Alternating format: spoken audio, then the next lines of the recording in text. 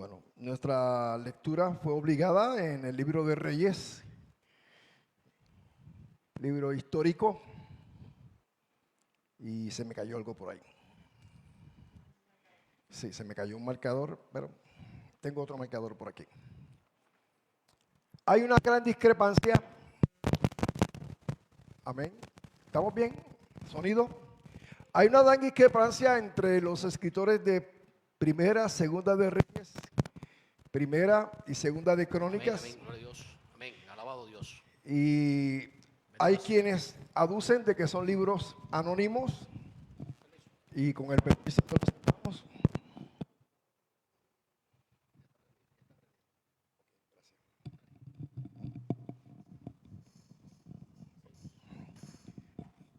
Gloria a Dios. Creo que estamos mejor ahora. Sí. Entonces, existe esa discrepancia de quiénes son los autores del primero y segundo libro de Crónicas, que era un solo tomo, Primera y Segunda de Reyes, que era otro tomo, y los autores que las personas estudiosas la aludían, la autoría de estos libros, que creemos que es el Espíritu Santo, cae su responsabilidad en Esdras y el profeta Jeremías. Independientemente de si son Esdras o Jeremías, sí tenemos un caso bien importante y es un suceso que aún Jesús, en el libro de Lucas, vamos a ser más enfático, capítulo 4, verso 27, Jesús narra que en tiempos del profeta Eliseo había muchos leprosos, pero el único leproso que fue sanado fue Naamán, implicando la importancia de este hombre en la historia bíblica. Naamán era un héroe nacional. Cuando leemos en nuestras Biblias, y los que puedan marcar el capítulo Segunda de Reyes, capítulo 5, y leerlo en sus casas, se van a ver que el rey de Aram estaba muy contento con el desempeño de este hombre llamado Naamán, ya que el testimonio decía que ese hombre fue usado por Dios para muchas victorias de la nación siria. Y esta nación, en tiempos de David, fue sometida por David y era parte de las naciones tributarias al reinado de David. Ya cuando entra Salomón, y ese periodo de Salomón fue un periodo de florecimiento para el pueblo de Dios. Mientras David tenía guerras y era de sangre, Salomón era de oro, de prosperidad y de paz. Ustedes saben que cuando Salomón inaugura el templo de Dios, Dios no pidió templo, pero David sintió y fue su hijo Salomón. Y Salomón se humilló y vino al templo a orar y le pidió a Dios una sola cosa: dame sabiduría para poder llevar a cabo la obra y tus mandamientos. Y a Dios le gustó eso, porque pudo haber pedido paz, pudo haber pedido victoria sobre sus enemigos, porque toda esa región, desde el nacimiento hasta el oscurecimiento, es guerra. Y se quitaba un rey, se ponía un rey, como una persona se quita una camisa. Pero Salomón fue sabio y le pidió al Señor sabiduría. Y a Dios le encantó eso. Y le dijo: no solamente te voy a dar sabiduría, te voy a dar paz. Y en el periodo de Salomón fue el periodo donde hubo paz. Cuando muere Salomón, Siria se desliga de la nación, de los tributarios, porque entra un muchachito llamado Jeroboam y es el causante de la división de las 12 tribus de Israel. Y ahí damos un resumen a los escenarios que encierran la historia de este hombre Naamán. Claro está, Naamán era un hombre sumamente valeroso. Imagínense por las mañanas este hombre, un hombre de carácter, se levantaba como cualquier mortal, esperaba que sus sirvientes le traían su ropa planchadita y la más bonita. Él se levantaba, no sé si pedía un café por las mañanas, pero se levantaba y miraba su cuerpo en aquellos espejos que eran prácticamente bronce pulido, y ahí se miraba Naamán. Y él miraba su cuerpo, y disculpen que no vean el mío, y notaba una manchita en su frente. Él la ignoraba, era una manchita en la frente. Se ponía su casco de bronce, su ropa real, los colores del ejército sirio, y se iba a sus andanzas. Al otro día era la rutina de Naamán, levantarse en las mañanas, mirarse en el espejo y vio que la manchita estaba un poquito más grande. Y es de preocuparse, porque es como ir al médico y descubrir que en una placa de pulmón aparece una mancha. Así de preocupante era. Y él hace llamar a sus médicos, a los médicos más importantes de aquella región, los médicos egipcios, y hacen sus rituales, porque no era la medicina de nosotros, no era la inyección maravillosa, eran rituales, plantas, incienso, y después de muchas visitas viene la noticia.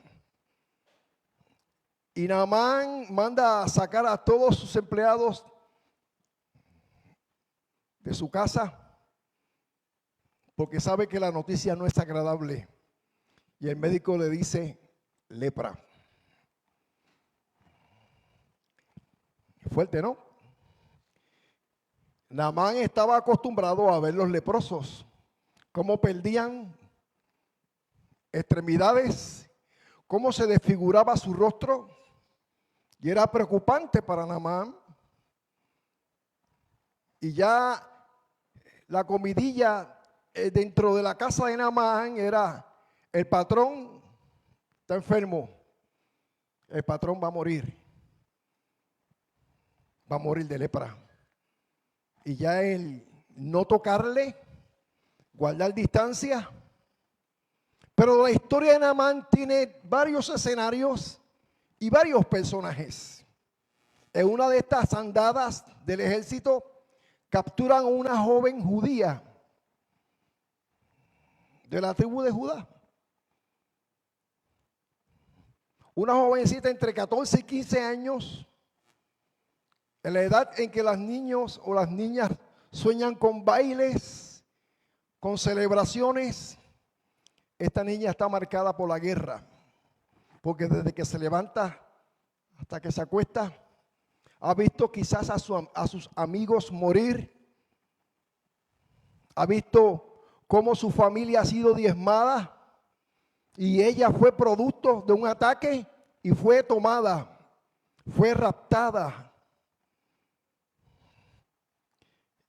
Estaba al servicio de la esposa de Naamán. Pero ella no caminaba como una esclava. No se sentía sola, se sentía acompañada. Ella confiaba en el Dios de Israel. Sea su nombre glorificado. No es donde te sientas, ni cómo te veas, es como Dios te ve. Vive Dios para siempre. Y mientras los empleados de Naamán, o los siervos de Naamán, quisquillosos porque tenía lepra, ella le dice al comandante en jefe: si usted supiese que el Dios de Israel le puede sanar de la lepra. Una tablita en medio del mar, uno que se está ahogando la va a buscar. Y aquel hombre, hablan con su rey, que era, su nombre no está ahí en las escrituras, pero la historia dice que era el rey de Aram, Ben-Hadad. Tenía guerras con el pueblo de Israel. Y el rey de Israel en aquella época era Joram, el quinto rey de la dinastía. El primero fue Saúl, y por ahí venimos, él fue hijo de Josafat, y Joram era el rey de Israel para esa época, y era el séptimo de la dinastía de David. Y cuando aparece Naamán al palacio con riquezas, con plata, con oro, con vestidos reales, y una carta que le dice, estoy parafraseando lo que dice el capítulo, una carta que dice: te mando a mi siervo, a Naamán, cúrame de la lepra. Y el rey se asusta y le dice a sus amigos: ese rey me está provocando. Este rey está buscando una situación para crearme guerra. ¿Qué se cree él? Que yo cure a un leproso. Está buscando una ocasión para meterme los mochos, como dicen en Puerto Rico. Pero allá estaba el profeta de Dios, Eliseo, y le hace llamar al rey: díganle al rey de Israel que Jehová está sobre su pueblo, que hay profeta en el pueblo de Israel. Qué bendición, hermano, saber que hay profetas de Dios, pero profetas de verdad, no charlatanes pitonizos, no aquel que me profetiza cuál es el size de mis medias, o cómo se llamó mi papá. Eso me lo dice un espiritista también, hermano. Por eso yo llamo profetas agoreros, y no traen palabra de Dios. Siempre el profeta en las escrituras está muy mezclado con el reinado. ¿Se acuerdan Isaías? Isaías capítulo 6. En el año en que muere el rey Usías, vi yo al Señor. Mira la historia de Daniel. Cómo Daniel llegó a ser de un puesto bien importante, porque era un profeta de Dios. Y aquel hombre, Eliseo, Naamán vino con toda su pompa, se paró en la puerta y le dijo: ve a bañarte. Ese es el respeto que le tiene al general sirio. Ve, lávate 7 veces en el Jordán. Claro está, él se sintió ofendido. ¿Sabes? No había un protocolo. No había un protocolo. Y el hombre se molestó. Y el Bana, Fafal son mejores ríos. Y es cierto. La gente va al Jordán a una pelota de bache a bautizarse. Sí. La gente que va a esos viajes a ver ruinas y se sienten bien felices bañándose en un lodazal, porque si hay un río sucio y lleno de lodo, es el Jordán. En eso tuvo razón Naamán. Se sintió ofendido. Y es que a veces Dios busca ¿qué? Obediencia. La sanidad de Naamán no es como dice el corito: las aguas del río de Jordán limpiaron la lepra. No. No, la obediencia. Y los siervos de Naamán vieron que Naamán estaba molesto, estaba funchado, estaba jugado. Y si se veía un poco incómodo, leproso, pues ya estaba leproso y enfunchado. Le dijeron, mi señor, si el profeta te manda a hacer una cosa difícil, o sea, que te pongas patas arriba, que mates una ardilla y te la comas viva, o te la comas, o sea, se hace una cosa difícil, ¿tú lo harías? Algo tan sencillo como bañarse en el río Jordán. Y allá va Naamán, ya tú sabes, a quitarse el sombrero, su casco resplandeciente, sus ropas reales y zambullirse 7 veces en el río Jordán. Primera vez, no ocurre nada. Y él, segunda vez, no ocurre nada. Y aquel le dijo, te faltan 5, le dijo el empleado. Hasta que en la 7ª, la piel de bebé. Y Naamán certifica el decreto de su esclava. Hay Dios en Israel. Y fue a donde el rey. Primero fue donde Eliseo, a decirle, gracias. Reconozco que hay Dios en Israel. Y ahí viene el tercer personaje en esta historia. El personaje se llama Giesi. Giesi, el esclavo o el secretario o el ayudante, el gran Giesi. Y yo quiero hablar de Giesi, porque ya yo he hablado en un mensaje hace unos años que prediqué en esta iglesia, hablé de Naamán el sirio, pero hoy yo quiero hablar de Giesi, porque Giesi nos tiene a nosotros, nos tiene una enseñanza. Giesi significa Valle de la Visión. Giesi sabía que Eliseo era un profeta de Dios. Giesi había sido testigo personal del poder de Dios en la resurrección del hijo de la mujer sunamita. No sé si lo han leído, Segunda de Reyes, capítulo 4, del 8 al 37. Giesi va con el batón del profeta y allí llega. Amén. Y de momento no se logra lo que iba el profeta y se acuesta encima del niño. Y le pasa el calor de él al niño y el niño resucita. Giesi vio eso con sus ojos. Giesi vio cómo los hijos de profeta hicieron una sopa, hicieron un mejunje, hicieron un asopao, pero había muerte en la olla. ¿Cuántas predicaciones hay de muerte en la olla? Un montón, ¿verdad?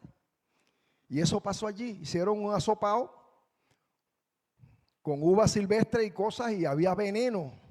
Y viene el profeta Eliseo, le echan un tipo de harina y neutraliza, y es un milagro.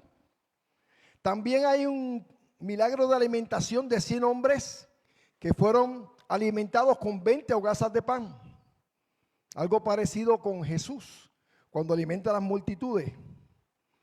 Ese hombre Giesi había visto milagros, había visto la confirmación de un hombre de Dios. Ver a un muchacho resucitar es más que testimonio, hermano. ¿Verdad que sí? Yo fui coordinador de un hombre de Dios llamado David García Madera. David García Madera era un hombre de los pioneros en Puerto Rico. En los años 50 y 60 y 70 fue traductor de Tele Osborne. Nuestros abuelos pueden hablar de Tele Osborne. Tele Osborne vino a Puerto Rico en los años 50, 60 y en el Parque H. Terry se daban las campañas Y el sacerdote de la época quiso humillar al hombre de Dios Tele Osborn y le trajo un muchacho que se pasaba por toda la plaza en bolines. Tenía las piernas estaban deterioradas y él estaba en un cajón y tenía las rodillas, en las manos tenía herraduras y él se las pegaba con esparadrapo y él caminaba así por todo el pueblo. Y vino el sacerdote y quería ridiculizar a Tele Osborn y le envía ese muchacho para allá. Vamos a ver si ese Dios que predica Tele Osborn es un Dios de poder. Y allí, en el H-Terry, donde los bateadores, cuando botaban la bola, el sonido del jonrón, ese sonido triple fue cuando Dios levantó a ese muchacho. Viene Tele Osborn, le pone la mano, como quería que Eliseo pasase en él. Yo quería que el profeta me pusiera la mano y pasase el milagro, pero no pasó. Pero ese muchacho de Ponce, cuando Tele Osborn le pone la mano, se levanta, sus piernas cogen vida, piernas flaquitas, empiezan a pararse y todo el pueblo empezó ese ruido. Y los milagros son como campanas que anuncian la gloria de Dios. Hacen falta milagros en la iglesia. Dios quiere hacer milagros en la iglesia. Yo fui testigo del poder de Dios, como dice la canción.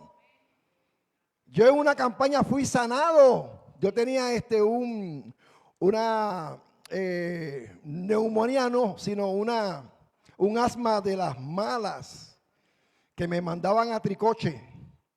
Y vino el hombre de Dios, puso las manos en el nombre de Jesús hasta el día de hoy. Él está en el cielo. Un día este hermano David García, bueno, voy a hacer un testimonio que a ustedes les va a gustar. ¿Se acuerdan Wanda Batista? Wanda Batista es de mi barrio, de la Xavier. Y Wanda Batista tenía un ojo virado. Turnia, ¿la? Vizca, le llaman Vizca. Y Wanda Batista iba a la carpa y era de la Legión de María. Y le dice a las muchachas que ella le gustaría cantar en el coro. Y hablan con David García. David, esta hermanita se llama Wanda. Ella quiere cantar. Le dije, bueno, ustedes son las que se encargan de la adoración. Y empezó a tocar. Y es un día de estos bonitos y maravillosos que Dios estaba haciendo milagros en la iglesia. Viene Wanda Batista, suelta la guitarra. Ore por mí. Y David le pone la mano y el ojo hace y se endereza. Y salió un disco llamado Visión Celestial. El primer disco de Wanda Batista se llama ¿cómo? Visión Celestial. Producto de un milagro en su vida. Wanda Batista, la tengo en mi Facebook. Llega una muchacha con problemas de audición, hermano, y donde caía el poder de Dios, no hay enfermedad que se resista. Y yo puedo dar fe de muchos milagros. Yo me aparté, hermano, yo estuve apartado. Me aparté de Dios, pero Él no se apartó de mí. Y en medio de una situación difícil que vivió mi esposa, difícil para ella, donde estuve encamado, donde ella me tenía que bañar, tenía que limpiarme, usaba pamper. Y en medio de esa crisis, Dios me habló. Pero me habló audible. Te voy a levantar. Aquí estoy, hermano. Toda la gloria es para el Señor. Cuando tú vives dentro de la vida de Dios, cuando los milagros no son sorpresa, y la iglesia no debe sorprenderse por las cosas que Dios hace, porque las hace Dios. ¿Sabe? No era una rutina, pero uno esperaba un milagro de Dios. Venía la gente a buscar un milagro de Dios. Hoy hay muchos proclamados profetas, apóstoles, y los enfermos vienen y se van iguales o peores. Hemos visto cómo llegan estas personas y los enfermos esperando un milagro y se van sin milagro y con las carteras vacías, desgraciadamente. Y este Jesse, sin vergüenza, cuando vio que Eliseo rechazó lo que el profeta no quería, porque él dijo, no quiero nada tuyo. ¿Sabes? No se venden los milagros. Eso de que trae tu cartera y de acuerdo a lo que tú des, Dios te va a bendecir, eso es falso. Dios no se vende, hermano. Dios no tiene precio. La gracia de Dios no tiene precio. ¿Cuántos millonarios con millones y millones no pueden levantarse de su cama? Y tienen muchos tomando pastillas o por un tubo alimentándose con millones. La salud no tiene precio. El levantarte por las mañanas y dar un paso en tu cama no tiene precio. Yo tuve que aprender a caminar con el hijo de Amelia. Yo tuve que aprender a caminar como un bebé, con un andador como mi hermana Misa. Así andaba yo con un andador. Y tuve que aprender muchas cosas. Y cuando Jesse viene y hay un problema en la vida de Jesse, es esa voz interior. Esa voz interior que tú hablas contigo mismo. Y esas voces interiores es el peligro. Viene Jesse. Y todo esto está en la Biblia, hermano. Como dice la pastora, busquen su Biblia. El momento en que Jesse decide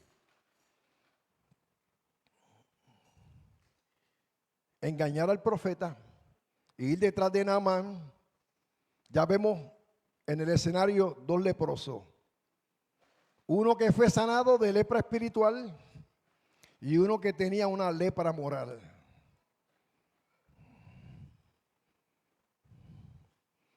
Fracasó miserablemente Jesse. Y dice en el versículo 20, Jesse dijo para sí. Jesse dijo para sí. El corazón de Jesse estaba lleno de codicia. Su tesoro estaba en las cosas materiales. Quería sacar ventaja del ministerio profético de Eliseo. Era un mal siervo y quería aprovecharse. Y viendo la oportunidad de robar algo y satisfacer su codicia, se lanza a buscar a Naamán. Y en el diálogo que él tuvo consigo mismo, Jesse habló para sí. Qué triste es cuando tienes ese monólogo. Dios no me ve. Dios sabe que le amo. ¿Sabes? Esas cositas chiquitas que te llegan así. Cuando tú abres el Messenger, que te salen bolitas y likes, haces eso y viene esa vocecita. Una vez no hace daño. Una mentirita no te manda para el infierno. Me voy a esconder para que nadie me vea. Esas voces internas, voy a hacer esto. ¿Se acuerdan en la parábola de aquel hombre que Jesús habló? Que dijo para sí, romperé mis graneros y los haré más grandes. Y aquella noche dijo el diablo, la muerte, necio, necio. Hoy vienen a buscar tu alma. ¿Cuál es el monólogo interno tuyo? Lo que estás hablando con nosotros mismos determina lo que está tu corazón. ¿Es nuestro monólogo interno la verdad de Dios o está saturada de tus propios deseos y anhelos? Jesse se parece a un hombre llamado Simón en el libro de los Hechos 8, 18 al 24. ¿Se acuerda de Simón el mago? era en la época de que estaba Pedro. Pedro estaba predicando y este hombre Simón era como decir el truquero del barrio. Hacía trucos y ve cómo los demonios son lanzados, cómo Dios sana y salva, y él quiere también, y se une a Pedro. El error, como dice alguien por ahí, error fue: ¿cuánto vale eso? ¿Cuánto vale eso? Yo quiero de eso. Y el apóstol Pedro dice: arrepiéntete porque te veo en prisiones de oscuridad. Y él se asusta. Ay, ora por mí para que no me ocurra nada malo. Ese diálogo interno que te hace pensar, que te hace fantasear, aún dentro de la iglesia, quizás en tus oraciones secretas, de momento viene ese diálogo interno. Jesús dijo: donde está vuestro tesoro, allí está que tu corazón. Filipenses 4:8 dice: en esto pensad, todo lo puro, todo lo amable, todo lo agradable, si hay provecho, si hay edificación, en esto pensad.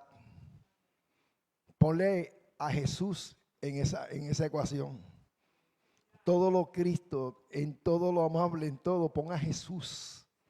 Verás que la ecuación se ve más bonita. Si el Señor lo permite, si Jesús lo hace. ¿Cómo pensaba Jesús? ¿Qué haría Jesús en mi lugar? ¿Qué haría Jesús en mi lugar? ¿Verdad que sí? Entonces, ¿cómo es posible que un hombre que estuvo prácticamente en un ministerio tan poderoso se haya perdido? Había un hombre llamado William Marion Branham, un profeta, un hombre de Dios en su época.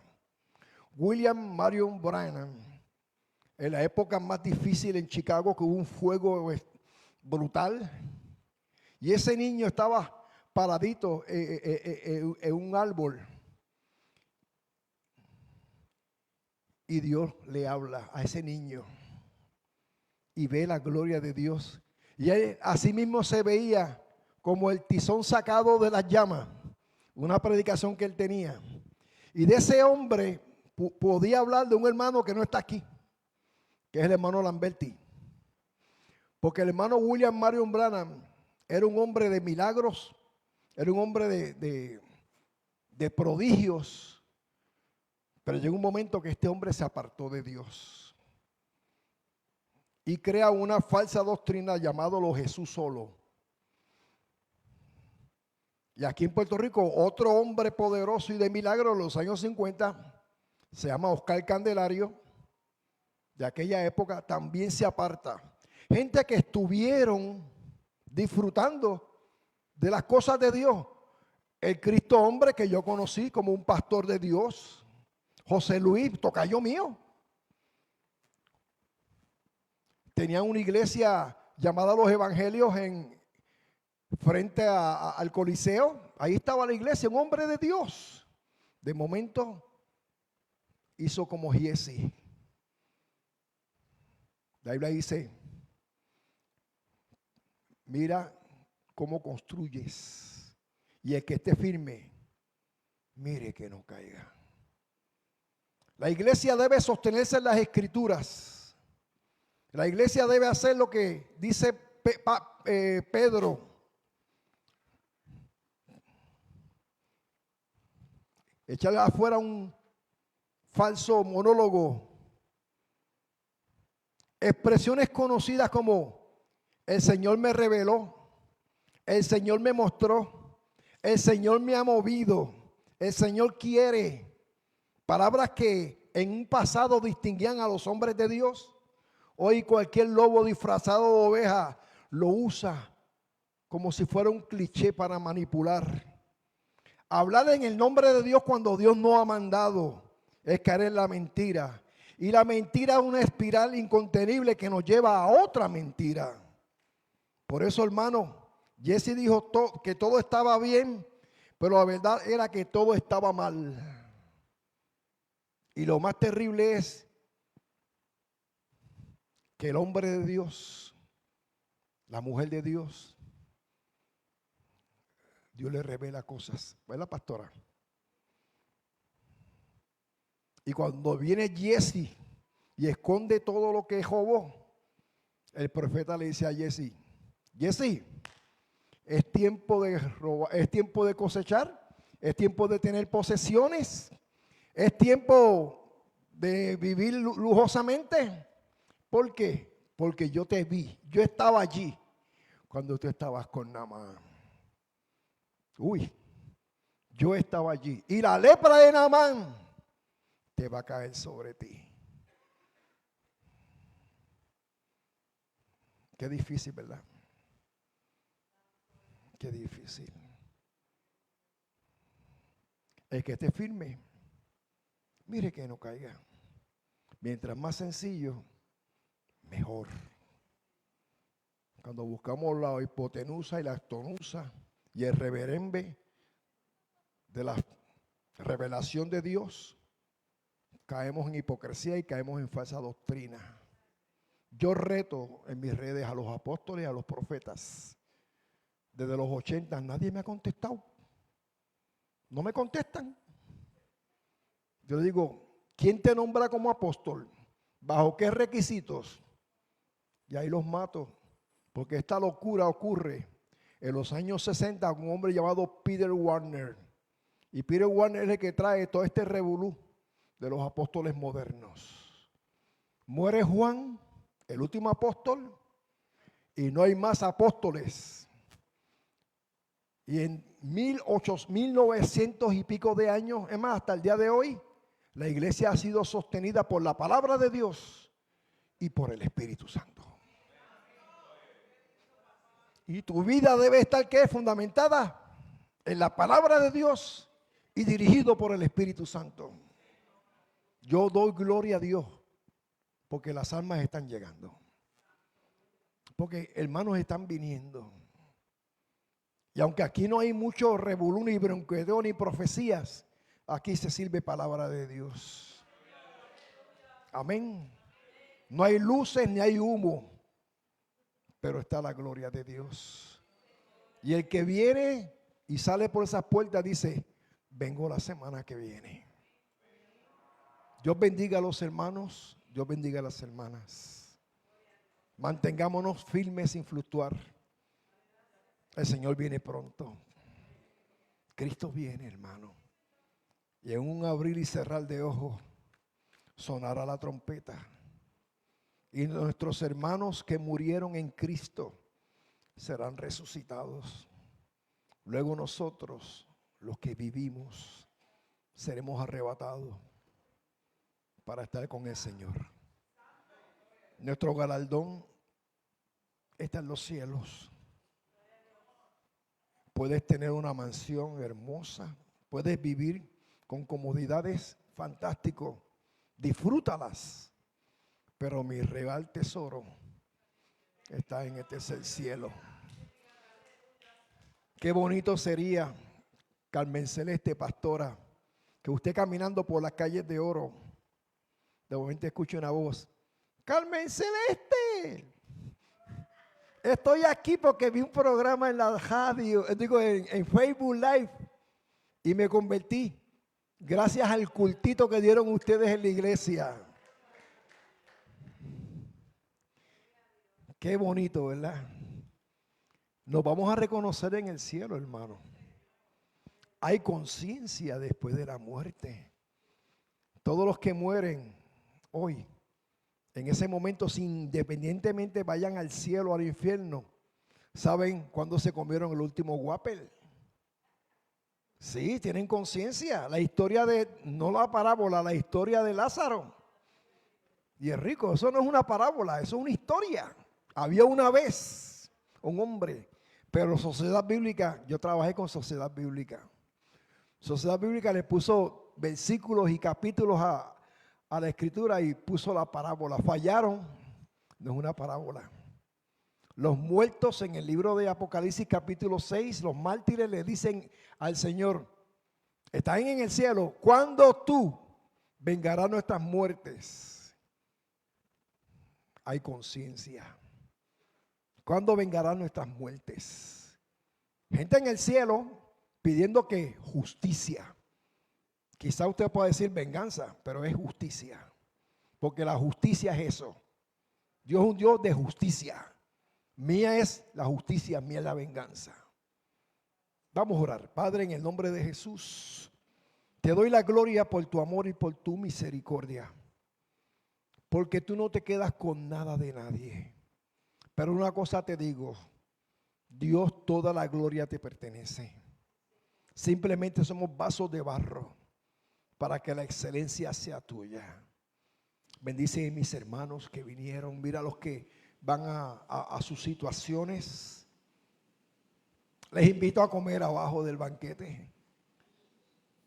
Bendícenos, cuídanos, fortalécenos y añade a la iglesia a los que han de ser salvos. Y daré la gloria que te mereces en el nombre de Jesús. Amén. Dios bendiga, hermano. Bendiciones.